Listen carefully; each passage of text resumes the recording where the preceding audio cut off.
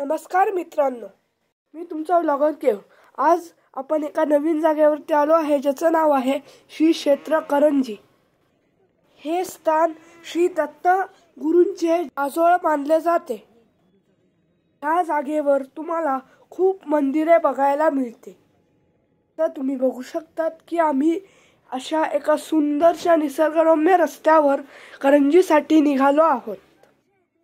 तुम्ही इथे स्वतःची पर्सनल बाईक किंवा कार घेऊन येऊ शकता। त्रेतायुगात मार्गशीर्ष पौर्णिमेच्या भर दुपारी महर्षी अत्रे अनुसया माता यांच्या पुत्र रूपात भगवंत दत्तात्रयांनी अवतार धारण केला। मी तिथे जाताना अशा मस्त निसर्गरम्य शेते, डोंगर, रान हे बघत बघत जाल। परिसरात मार्कंडेय, कश्व व पराशर या ऋषींचे आश्रम आहेत। ते खूप लोक श्री दत्त गुरूंचे आशीर्वाद घ्यायला येतात। ही जागा खूप सुप्रसिद्ध आहे। आता आपण इथल्या एंट्रन्स गेटवर पोहोचलो आहे व ह्या पायवाटीवरून तुम्हाला मंदिराच्या प्रवेशद्वाराकडे जाण्याचा रस्ता मिळेल। तुम्हाला या पायवाटीवरनं थोडंसं चालत जावं लागेल। रस्त्याने तुम्ही करंजीच्या प्रवेशद्वाराकडे पोहोचाल। मला इथे येऊन खूपच मस्त वाटेल। आम्हाला इथे येऊन खूपच सुंदर वाटले। असे मस्त निसर्गरम्य झाडाच्या खाली मस्त वॉकिंग करत जाल। इथे तुम्ही लोकांच्या झोपड्या व घरही बघू शकता। आता तुम्ही बघू शकतात की तिकडे तो रस्ता जात आहे प्रवेशद्वाराकडे। आता आपण प्रवेशद्वाराच्या आतमध्ये गेलो आहे व इथे तुम्ही बघू शकतात की सगळे रूल्स अँड रेग्युलेशन्स लिहिले आहेत। ब्रिजने तुम्ही इकडे येतात व ही तुम्हाला एक नदी दिसत असेल इकडेच। इथे तुम्हाला एक पाण्याचे तळ पण भेटेल, त्याच्यामध्ये तुम्हाला खूप सारे मासे बघायला मिळतील। आता तुम्ही बघू शकतात ते पाण्याचे तळ, त्याच्यामध्ये खूप सारे मासे आहेत। यांना काहीतरी खायला पण देऊ शकता।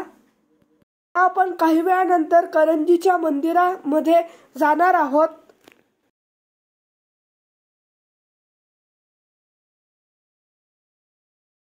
नमस्कार मित्रांनो, मी तुमचा व्लॉगर केव दशपुते। आज तुम्हाला एका नवीन जागी घेऊन आलो आहे ज्याचं नाव आहे करंजी। तर ही जागा दत्ताचे जन्मस्थान आहे व दत्ताचा आजोळ आहे जिथे दत्ताचे आई बाबा राहत होते। तर इथे हे तुम्ही मंदिर बघू शकता, तिथेच आपण जाणार आहोत। तिथे तो जो तुम्ही रस्ता बघतात तो इथे यायला म्हणजे त्या रस्त्याने आपण इथे येतो।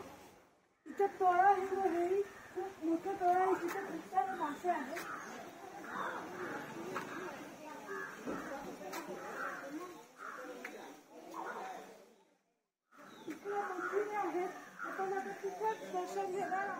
तुम्ही बघू शकतात की आम्ही श्री गंगा मंदिरात जात आहे व तुम्ही इकडे मूर्ती बघू शकतात।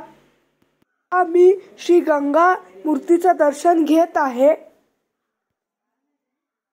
तुम्ही पाहू शकतात की आम्ही श्री गणपती बाप्पाचं दर्शन घेत आहे व तुम्ही इकडे खूप साऱ्या मंदिरांचा परिसरही पाहू शकता। दत्तस्थान असल्यामुळे इथे तुम्हाला खूप कुत्रे पण बघायला मिळतील। आता आपण एका विठ्ठलाच्या मंदिरात जाणार आहोत।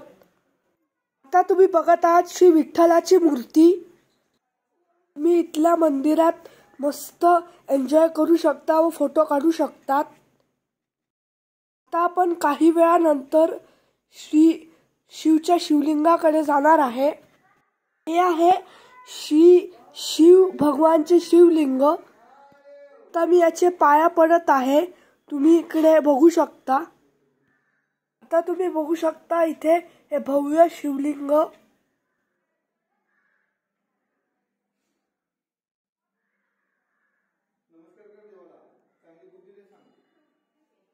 हे दुसरं शिवलिंग तुम्ही इथे बघू शकता।